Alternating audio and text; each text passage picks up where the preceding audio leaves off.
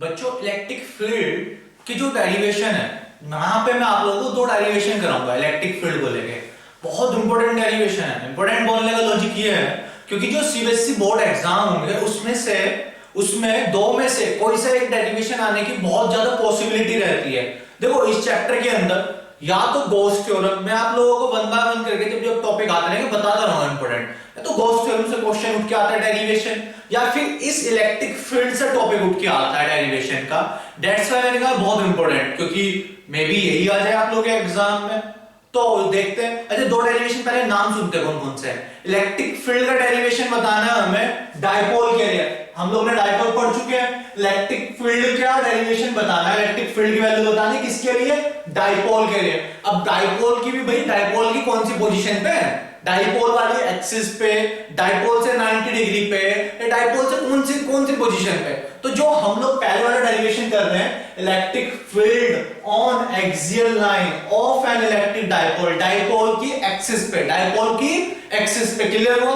दूसरा जो डेरिवेशन होगा वो होगा इक्वेटोरियल पोजीशन पे, उसको तभी के तभी देखेंगे। फिलहाल हम लोग देखते हैं कि डाइपोल बनाते हैं पहले। तो अच्छा, डाइपोल बनाने से पहले थ्योरी लिख देना, क्योंकि सीबीएसई वांट सम थ्योरी कि आप उसको एक्सप्लेन भी करो।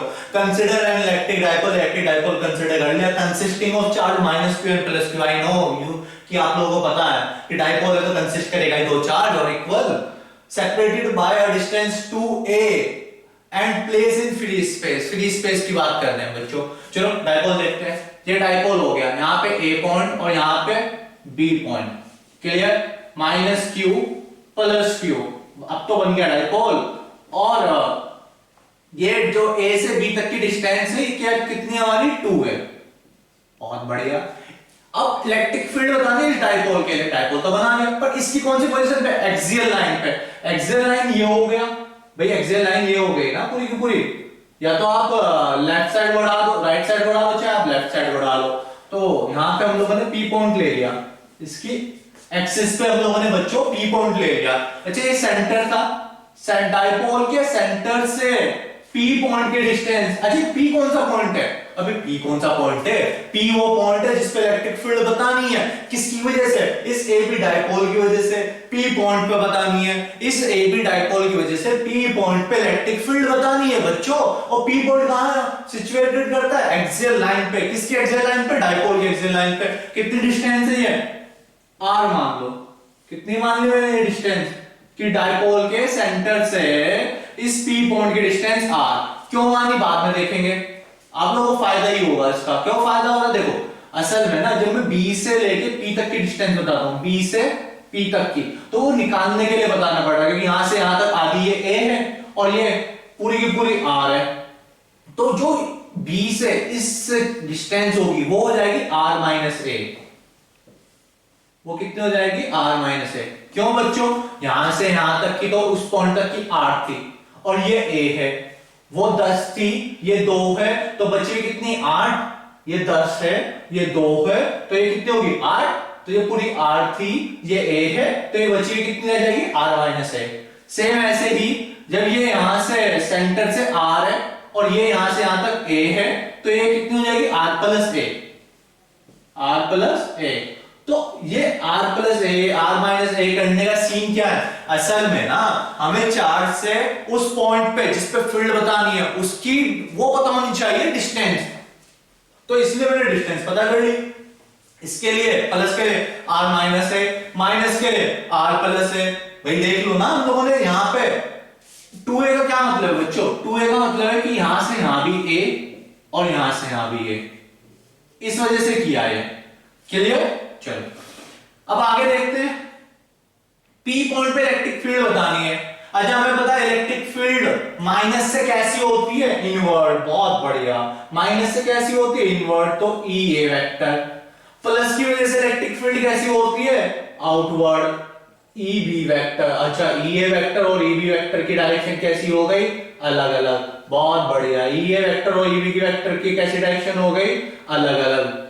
तो हम लोग वेक्टर्स को अप्लाई करके, लॉ ऑफ वेक्टर अप्लाई करके इसको सोल्व कर लेंगे बच्चों। अच्छा, इलेक्ट्रिक फील्ड का डेरिवेशन आप लोगों को मैं पहले करा चुका हूं पॉइंट चार्ज की वजह से। अब मुझे ये डाइपोल नहीं दिख रहा, अब मुझे दिख रहा है पॉइंट चार्ज -q कूलम की वजह से p पॉइंट पे इलेक्ट्रिक फील्ड वो कितनी है, ई है। अब मुझे दूसरा पॉइंट चार्ज दिख रहा है प्लस क्यू कूलम्ब की वजह से पी पॉइंट पे इलेक्ट्रिक फील्ड कितनी है, ई बी। अब मैं इस तरीके से मान के चल रहा हूं और इस पी पॉइंट पे टोटल नेट इलेक्ट्रिक फील्ड कितनी है, वो है ई वेक्टर। तो जब बाय यूजिंग वेक्टर लो अगर मैं ई नेट की वैल्यू निकालूं तो कितनी हो जाएगी, E A vector plus E B vector, क्योंकि वेक्टर में माइनस जैसी कोई चीज नहीं होती। ये आप लोगों को क्लास 11th में मैकेनिक्स में वेक्टर पढ़ाया गया था। हाँ वो माइनस हो जाता है डायरेक्शन अपोजिट होने की वजह से, बट माइनस जैसी चीज अदरवाइज नहीं होती बच्चों। अब यहाँ पे अपोजिट डायरेक्शन है तो कुल मिला के ई ए माइनस ई बी हो जाएगा अपने आप जब आप मैग्नीट्यूड में डील करोगे। तो पहले ई ए निकालते हैं। ई ए का मतलब क्या है बच्चों, ई ए का मतलब है electric field due to minus Q.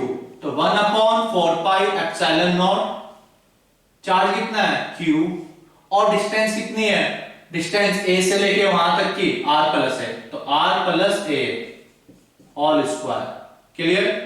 और EB की वैल्यू कितनी होगी, 1/4πε0 Q upon R minus A whole square. अबे देख लो ना तुम लोग खुद ही। B की डिस्टेंस कितनी है, R माइनस है, तो बस फॉर्मूला रखा वैल्यू पुट की। अब देखो तो E की वैल्यू यहां पे हम लोग जब पुट करेंगे, E की वैल्यू हम लोग पुट करेंगे तो वैल्यू पुट करके देखते हैं। वेक्टर्स में माइनस अपोजिट साइन है, तो 1/4πε0 Q upon R plus A whole square. बच्चों ये मैग्नीट्यूड था, डेट्स में मैंने माइनस साइन नहीं लगाया। अब प्लस तो होना था पर डायरेक्शन जब वेक्टर को मैं जोड़ूंगा यहां पे अलग अलग है, तो उस वजह से यहां पे मैं 1/4πε0 Q upon R minus A whole square, R minus A whole square किया। यहां तक ओके है नहीं, 1/4π ऊपर लिखे साइड में लिखवा दो। अब इसके बाद का यहां तक तो लिख रहा है ना कि ठीक है, कम ज्यादा ना करिए उसे। तो बच्चों 1/4πε0 Q upon R plus A whole square minus 1/4πε0 Q upon R minus A whole square. ये समझ में आया माइनस क्यों किया जबकि यहां प्लस लिखा था बच्चों, क्योंकि इस P पॉइंट पे डायरेक्शन अपोजिट हो गई। ये कुछ इस तरीके से 100 रुपए मेरे खुद के थे, 50 रुपए मेरे पास उधार थे, क्या टोटल मेरे पास 150 रुपए हो गए। अबे नहीं बे, 100 रुपए मेरे खुद के थे, 50 रुपए मैंने किसी से उधार लिए थे, तो 100 प्लस में 50 150 थोड़े करूंगा, मैं 100 माइनस 50 करूंगा, क्योंकि मेरे पास टोटल अमाउंट तो 50 रुपए रह गए। 50 तो नहीं किसी को लौटानी थी। अलग अलग डायरेक्शन में वेक्टर्स में बताया गया कि सेम कब चीजें जुड़ती है, सेम डायरेक्शन और सेम डायरेक्शन में करने के लिए E के साथ मुझे माइनस लगाना पड़ेगा, फिर ये सेम डायरेक्शन हो जाएगी और हम लोग इनको ऐड कर लेंगे। तो अब यहां के बाद हम लोग देखते हैं बच्चों E की वैल्यू कितनी हो जाएगी, 1/4πε0 कॉमन ले लो, 1/4πε0 कॉमन ले लिया। अच्छा Q भी कॉमन ले लो, Q भी तो दोनों में आ रहा है, तो Q/4πε0 कॉमन ले लिया। यहां पे बचा 1/R plus A whole square और यहां पे बचा 1/R plus A minus A whole square. Simple था ना बच्चों। अच्छा ऐसा कोई बच्चा तो ठीक है जिसको आइडेंटिटीज याद नहीं है, अबे आइडेंटिटीज तो आती होगी 6th 7th क्लास की। A plus B whole square क्या है, A square plus B square plus 2AB।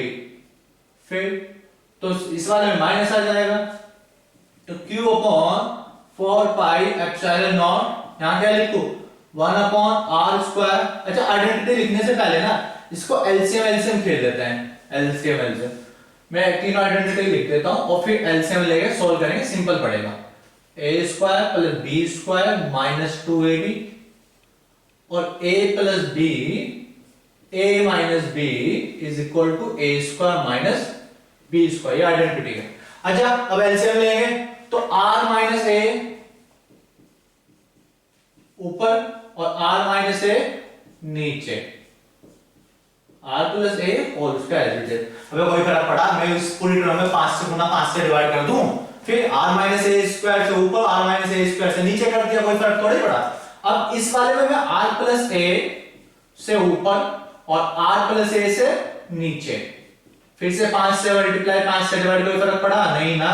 क्यों किया ये, उसका रीजन है ये इसलिए किया ताकि एलसीएम प्रॉपर हो जाए। अब देख लो आप लोग डिनोमिनेटर में, ये देख डिनोमिनेटर इसका सेम है, अब मैं कैलकुलेशन कर सकता हूं इस वजह से, तो q upon 4 pi epsilon not.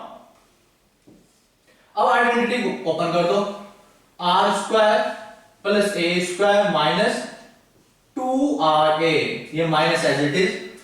जब इसके लिए ओपन करोगे तो r square plus a square plus 2ra, और नीचे सेम है r प्लस a और r minus a whole square. Clear बच्चों? अब देखो बच्चों, q upon 4 pi epsilon naught, ये r स्क्वायर माइनस का है क्योंकि ब्रैकेट ओपन करके माइनस हो जाएगा, ये स्क्वायर भी माइनस का है, तो ये दोनों कैंसिल आउट। ये माइनस का 2r है, माइनस का 2r है, तो ये कितना हो जाएगा माइनस का 4r है, माइनस 4r है, ये हो गया। इसके बाद देखो, अब अगर मैं इन होल स्क्वायर को मैं अलग हटा दूं, जो ये वाला होल स्क्वायर है और ये वाला होल स्क्वायर है, मैं इसको अलग हटा दूं, r plus a r minus a को सोल्व करूं तो क्या बनेगा बच्चों, ये r square minus a square का होल स्क्वायर, क्योंकि मैंने होल स्क्वायर अलग हटा दिया था, मैंने मान लिया कि होल स्क्वायर अलग हटा दिए, तो r plus a r minus a मिलके r square minus a square. Bio वाले बच्चे अगर नहीं समझ में आए कमेंट सेक्शन में कमेंट करो और बताओ कहां डाउट है। क्लियर? तो चलो आगे सोल्व करते हैं इसको बच्चों। ये यहां तक वैल्यू आ गई हमारी, ये वैल्यू हमारी आ गई, और इससे देखते हैं क्या कैसे करना है आगे। अब इसको रफ कर दो, अब तो इसकी जरूरत है ही नहीं बच्चों, आप लोग स्क्रीनशॉट तो ले रहे हो ना, साथ के साथ स्क्रीनशॉट लेते रहना। तो बच्चों e की वैल्यू आ गई q upon 4 pi epsilon naught, ये 4ra, 4ra को बच्चों में लिख लूं 2r into 2a upon r square minus a square whole square. इसको लिखने का रीजन है, असल में हमें पता है से माइनस का, माइनस बाहर लिख लो, since dipole moment p vector equal to q into 2a, ध्यान आया? तो इस q को और इस 2a को रिप्लेस कर दूंगा मैं, और e की वैल्यू ये हो जाएगी 1 upon 4 pi epsilon not 2pr। बच्चों 2r तो as it is 2r, q into 2a का मतलब p upon r square minus a square का होल स्क्वायर। क्लियर? ये फॉर्मूला हो गया आप लोगों का इलेक्ट्रिक फील्ड के लिए बच्चों। अब देखो यहां पे हमें पता है जो डाइपोल की डिस्टेंस होगी और उस p पॉइंट की डिस्टेंस होगी, वहां पे डाइपोल बहुत छोटा छोटा होता है। अबे यार प्रैक्टिकली सोचो ना, कार्बन मोनोऑक्साइड का मॉलिक्यूल की बात कर रहे हो और 1 ग्राम में 6.022 into 10⁻23 मॉलिक्यूल। केमिस्ट्री पढ़ी है नहीं पढ़ी? पढ़ी ना? फिर अवोगाड्रो नंबर कैसे भूल सकते हो? दैट मींस ये मॉलिक्यूल्स बहुत छोटे होंगे, वो डिस्टेंस बहुत छोटी होगी। किसकी? डाइपोल की डिस्टेंस, p पॉइंट की नहीं, डाइपोल की डिस्टेंस। तो जो ये डिस्टेंस कौन सी, डाइपोल की डिस्टेंस हमारी कौन सी थी? a बहुत छोटा होगा एज कंपेरिजन टू r, यानी कि r बड़ा है हमारा, सिंस r बड़ा है हमारा किससे? a से, तो r स्क्वायर तो बहुत बहुत ज्यादा बड़ा हो जाएगा स्क्वायर से, हेंस हम लोग इसको इग्नोर कर सकते हैं, तो नेगलेक्ट कर सकते हैं। 1 upon 4 pi epsilon naught E equal to ये हो जाएगा 2pr upon r to the power a square को इग्नोर कर दिया, नेगलेक्ट कर दिया, तो r की पावर 4। तो यहां से E वेक्टर का जो फॉर्मूला आया E equal to 1 upon 4 pi epsilon naught 2p upon r cube. ये फाइनल डेरिवेशन है बच्चों, ये आंसर आ गया आप लोगों का एक्सियल के लिए। हमें फॉर्मूला याद रखना है E equal to 1 upon 4 pi epsilon naught 2p upon r cube. Screenshot लेते रहा करो बच्चों ताकि कोई प्रॉब्लम ना हो आप लोगों को, मैं रफ कर दूं तो। क्लियर है? अच्छे से आ गया? कुछ डाउट हो तो कमेंट सेक्शन में मुझे बताया करो। अच्छा बच्चों, माइनस तो हम लोगों ने ध्यान ही नहीं दिया, ये माइनस था तो यहां पे माइनस लगाओ, और फाइनली यहां पे भी माइनस, अब यहां पे भी माइनस। अच्छा अब मैं आप लोगों को एक चीज बताता हूं, इस माइनस का क्या मतलब है। फिर इस माइनस को हम लोग इग्नोर करेंगे, इग्नोर तो करना ही है। माइनस का मतलब है कि अपोजिट डायरेक्शन, जो डायरेक्शन हम लोगों ने ली थी उसकी अपोजिट डायरेक्शन में इलेक्ट्रिक फील्ड आ रही है। तो यहां पे आप लोग लिखोगे, फाइनली नेक्स्ट लाइन लिखोगे, आप लोग बिना माइनस का आंसर लिखोगे और लिखोगे नोट में negative sign shows the opposite direction of electric field. Simple बच्चों, negative sign shows the opposite direction of electric field. और फॉर्मूले में माइनस फिर नहीं लगाओगे, डायरेक्ट बॉक्स के अंदर बंद करोगे। तो माइनस साइन क्या होगा ना, अपोजिट डायरेक्शन, जो आपने डायरेक्शन ली उसकी अपोजिट डायरेक्शन में इलेक्ट्रिक फील्ड होगी बच्चों। तो बच्चों अब हम लोग दूसरी पोजीशन पे डिस्कस करने वाले हैं। अगेन इलेक्ट्रिक फील्ड फाइंड करेंगे। अभी भी इलेक्ट्रिक फील्ड हम लोगों ने पहले की थी फाइंड डाइपोल के लिए, अब भी डाइपोल के लिए, बट पिछली बार एक्सियल पोजीशन पे। डाइपोल की किस पोजीशन पे, एक्सियल पे। इस बार डाइपोल की किस पोजीशन पे, इक्विटोरियल पे। इक्विटोरियल का मतलब डाइपोल के सेंटर पे जाओ आप, डाइपोल का जो सेंटर है उसके सेंटर पे जाओ, उससे एग्जैक्ट 90 डिग्री, उससे एग्जैक्ट 90 डिग्री ऊपर बतानी है, उसको इक्विटोरियल पोजीशन बोलते हैं। इक्वल, देखो डाइपोल है ये डाइपोल हो गया, इसमें ए और बी पॉइंट है बच्चों। ये डिस्टेंस कितनी है हमारी, अगेन 2 है। अबे थ्योरी चिपका देना यही वाली, थ्योरी के लिए सोचना मत। कंसीडर एन इलेक्ट्रिक डाइपोल, एक डाइपोल कंसीडर कर लिया, ये रहा, माइनस क्यू ये रहा, प्लस क्यू ये रहा, फिर सेपरेटेड बाय डिस्टेंस 2 है ये रही, प्लेस इन फ्री स्पेस। इसके इक्विटोरियल पोजीशन पे फाइंड करना है। सेंटर इसका ये रहा, इस सेंटर का एग्जैक्ट 90 डिग्री ये रही ऊपर की। क्लियर? चलो अब ए पॉइंट इस ये पी पॉइंट है। अच्छा अब बच्चों जो ये डिस्टेंस होगी पी से सेंटर की डिस्टेंस, ध्यान है कितनी ली थी लास्ट टाइम भी, आर फिक्स कर लिया हम लोगों ने डिस्टेंस। अब माइनस की वजह से पी पॉइंट पे इलेक्ट्रिक फील्ड होगी, कैसी होगी, अंदर की ओर, ई ए हमें पता है। बी की वजह से इलेक्ट्रिक फील्ड कैसी होगी, प्लस की वजह से बाहर की ओर, ई बी। और इन दोनों का resultant E net, E vector, E A vector, E B vector. बच्चों ये डायग्राम देखो, माइनस की वजह से इलेक्ट्रिक फील्ड अंदर की ओर, प्लस की वजह से इलेक्ट्रिक फील्ड इस पी पॉइंट पे बाहर की ओर। इन दोनों का रिजल्टेंट यहां से सेंटर से निकल गया। जब इस तरीके की कंडीशन होती है तो हम लोग वेक्टर्स भी तो यूज करते हैं जब एक क्लोज शेप बनती है। ध्यान आया, 3 वेक्टर आपस में जुड़ रहे हैं, तो अब हम लोग वेक्टर्स लॉ यूज करेंगे। बच्चों वो वेक्टर लॉ कहां पढ़ा था हम लोगों ने, क्लास 11th एनसीईआरटी में पढ़ा था हम लोगों ने। क्लियर है? वो वेक्टर लॉ हम लोगों ने एनसीईआरटी में पढ़ा था, उसको बोलते हैं triangle law of polygon, triangle law of addition of vector, triangle law of addition of vector. वो हम लोगों ने यूज किया, वो उसको यूज करेंगे। मैं बता देता हूं क्या है वो एक बार फिर से। Triangle law of addition of vector. बच्चों इस इक्विटोरियल के लिए ना लोट्स ऑफ मेथड है।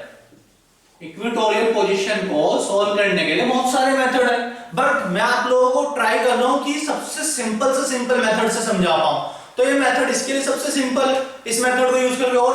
और एनसीईआरटी के थ्रू ये मेथड बेस्ड है, तो कोई प्रॉब्लम है ही नहीं हमें, क्योंकि एनसीईआरटी पे हम लोग ब्लाइंड ट्रस्ट करते हैं। तो बच्चों देखते हैं वो क्या था नेट। अब देखो ईए के लिए ईए वेक्टर था हमारा, कौन से डिस्टेंस पे था, एपी पे, तो ईए अपॉन एपी। ईबी के लिए कौन सी डिस्टेंस थी, बी से लेके पी तक, तो ईबी वेक्टर अपॉन बीपी। और ई वेक्टर हमारा नेट है, ये इसके लिए, इस AB के लिए, पूरे डायपोल के लिए, तो AB। अभी सिंपल तो है। फिर मैथ्स में क्रॉस मल्टीप्लिकेशन मेथड पढ़ा था, x upon something y upon something equal to 1 upon something. फिर x की वैल्यू निकाल लेते हैं, y की वैल्यू निकाल लेते हैं, सिंपल है, क्यों टेंशन ले रहे हो। चलो सॉल्व करते हैं। पहले AP पता होना चाहिए, BP पता होना चाहिए, AB पता होना चाहिए। AB तो हमें पता है 2 है, तो AP देखते हैं AP क्या है। AP निकालने के लिए A से P तक ये ट्रायंगल, इसको O मान लेता हूं, ट्रायंगल बन रहा है 90 डिग्री बन रहा है, तो यहां पे right angle triangle AOP, h square equal to hypotenuse square equal to perpendicular square plus base square, perpendicular square plus base square. Hypotenuse 90 के सामने वाला ये डिस्टेंस यानी कि AP स्क्वायर, परपेंडिकुलर कौन सा होगा, एंगल के सामने वाला, तो ये OP square plus base square क्या हो गया, OA square. That means OP कितना था मेरा, R स्क्वायर, और OA स्क्वायर मतलब A स्क्वायर। तो AP स्क्वायर की वैल्यू कितनी आ गई, R square plus A square. जब जरूरत पड़ेगी इसको यूज करेंगे। सेम सिमिलरली लिखो, कोई जरूरत नहीं आगे सोल्व करने की। अबे जैसा ये ट्रायंगल ऐसा ये ट्रायंगल, तो सिमिलरली लिख लो, ये a हो गई ये r हो गई, तो ये भी r square plus a square हो जाएगा। तो similarly pp square equal to r square plus a square. चाहे तो ब्रैकेट में ट्रायंगल का नाम लिख दो, कौन सा राइट एंगल ट्रायंगल में था ये, राइट एंगल ट्रायंगल में था OPB में। क्लियर? तो हमारी ये डिस्टेंस आ चुकी है। अब बच्चों मुझे EA की वैल्यू निकालनी है। अगर इस EA की वैल्यू निकालनी है तो मैं EA vector upon AP equal to E vector, अच्छा सॉरी ये तो निकालना है नहीं, हमें निकालना था E नेट इलेक्ट्रिक फील्ड। हमें क्या निकालना था? नेट इलेक्ट्रिक फील्ड निकालनी थी। ये तो हम लोग डायरेक्ट बता देंगे। तो नेट इलेक्ट्रिक फील्ड के लिए देखो यहाँ पे दो मेथड है, या तो मैं इस E वेक्टर की इसके साथ कंपैरिजन करके निकाल लूं, या फिर मैं इस E वेक्टर की EB के साथ कंपैरिजन करके निकाल लूं। अबे चॉइसेस और है, चाहे तो इससे कंपैरिजन कर दो, चाहे इससे कर दो। मतलब इस E फाइंड करना है तो E को फाइंड करने के लिए चाहे EA से सॉल्व कर लो, चाहे E को EB से सॉल्व कर लो। तो मैं यहाँ पे EA ले लेता हूं, EA upon AP equal to E vector upon AP। EA की वैल्यू क्या होगी? इलेक्ट्रिक फील्ड का formula 1 upon 4 pi epsilon naught EA। A का मतलब क्या है बच्चों? इस A के लिए चार्ज कितना है हमारा Q अपॉन डिस्टेंस का स्क्वायर। ये डिस्टेंस कितनी मेरी AP स्क्वायर अपॉन में AP अपॉन में फिर से AP आ गया is equal to E vector तो मुझे पता ही नहीं, A भी मुझे पता है कितनी है 2 है। तो जब मैं इसको सोल्व करूंगा बच्चों, इसे सोल्व करूंगा तो क्रॉस मल्टीप्लिकेशन करो 1 upon 4 pi epsilon naught Q upon AP square. AP square का क्या मतलब बच्चों? यहां पे ये AP ऊपर चला जाएगा तो APQ और 2a की भी यहां क्रॉस मल्टीप्लिकेशन हो जाएगी into 2a is equal to E vector. बहुत बढ़िया, 1 upon 4 pi epsilon naught Q into 2a क्या बनता है P, और AP की वैल्यू कितनी थी? AP वैल्यू थी under root r square plus a square. AP value कितनी थी? Under root r square plus a square, r square plus a square under root मतलब पावर 1/2, और उसकी पावर कितनी है यहाँ पे 3। ये किसकी वैल्यू आ गई? E वेक्टर की। तो बच्चों जब मैं इसको सोल्व करूंगा, सोल्व करना क्या मतलब है? E वेक्टर इक्वल टू क्या हो जाएगा बच्चों यहाँ पे 1 upon 4 pi epsilon not, 1 upon 4 pi epsilon naught P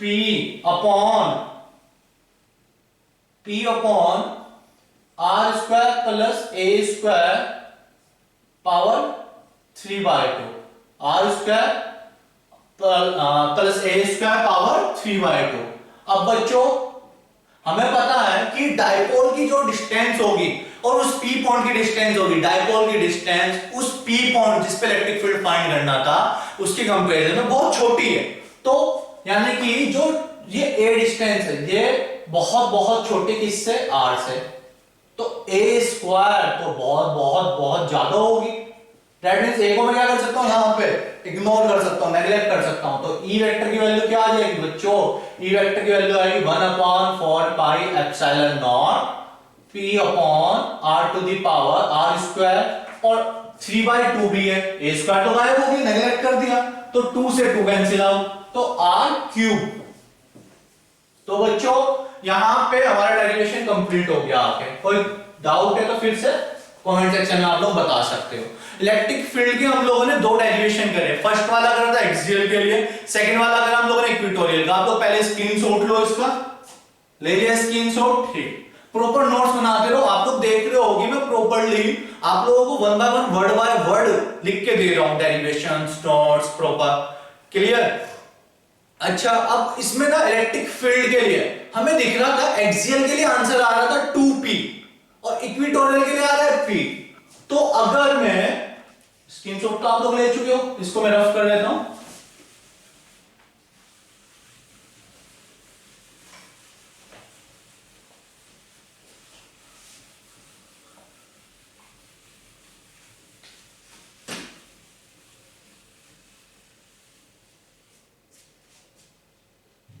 बच्चों E एक्सियल का क्या आंसर आ रहा था हमारा?